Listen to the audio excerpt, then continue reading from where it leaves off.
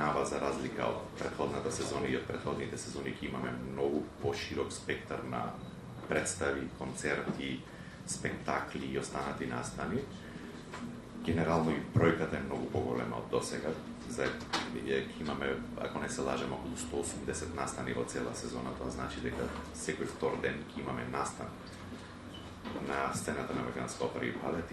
Она што можеме да го најавиме како најголем спектакл во оваа сезона е мюзиклот Тајно Боја, посветен на нашиот најпопуларен пеач Тоше Проевски.